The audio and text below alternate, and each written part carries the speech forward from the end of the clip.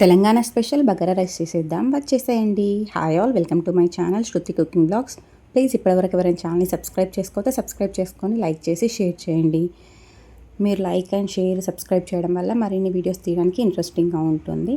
ప్రాసెస్లోకి వెళ్ళిపోదాం.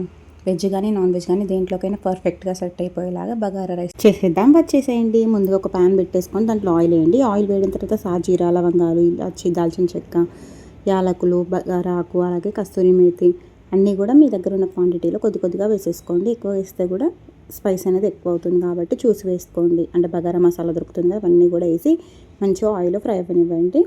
అవి ఫ్రై అయిన తర్వాత పచ్చిమిర్చిని మధ్యలోకి తుంచి వేసుకోండి. కట్ చేసి వేయడం కంటే కూడా తుంచి వేసుకుంటే మంచి టేస్ట్ అనేది వస్తుంది.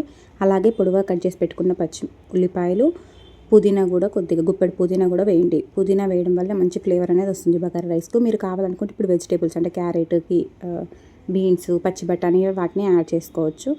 లేదంటే మీరు సింపుల్గా ఇలా అయినా చేసేసుకోవచ్చు. మంచిగా అవన్నీ కూడా ఫ్రై అయిన తర్వాత కొద్దిగా అల్లం వెల్లుల్లి పేస్ట్, అలాగే రుచికి సరిపడినంత ఉప్పు వేసి పచ్చివాసన పోయేంత వరకు కూడా ఫ్రై చేసిన తర్వాత మనం ఏదైతే గ్లాస్తో రైస్ తీసుకున్నామో గ్లాస్ రైస్కి గ్లాసున్నర వాటర్, అంటే 2 గ్లాస్ రైస్ తీసుకున్నాం అనుకోండి, 3 గ్లాస్ వాటర్ వేసేసి వాటర్ మరుగుతున్నప్పుడు మనం ముందుగానే నానబెట్టి పెట్టుకున్న normal rice, Sona Masuri rice ఉంటుంది కదా, నార్మల్ రైస్తో చేసుకుంటేనే బగారా రైస్ అనేది బాగుంటుంది. కాబట్టి రైస్ని కూడా దీంట్లో వేసేసి స్టవ్ అనేది మీడియం ఫ్లేమ్లో పెట్టి మంచిగా కుక్ అవ్వనిస్తే సరిపోతుంది.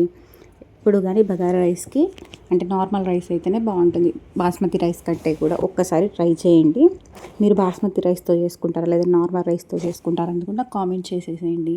స్టవ్ అనేది మీడియం ఫ్లేమ్లో పెట్టి మధ్య మధ్యలో కలుపుతూ దగ్గర పడేంత వరకు కుక్ అవనిస్తే సరిపోతుంది. సింపుల్ అండ్ ఈజీగా బగారా రైస్ అనేది రెడీ అయిపోతుంది. వీడియో కనుక నచ్చినట్లయితే ప్లీజ్ లైక్ చేయండి, షేర్ చేయండి, ఛానల్ని సబ్స్క్రైబ్ చేసుకోవడం మాత్రం మర్చిపోవద్దు. Thank you for watching. మీరు బగారా రైస్ని ఏ కాంబినేషన్లో ఇష్టమో అనేది నాకు కామెంట్ చేయండి.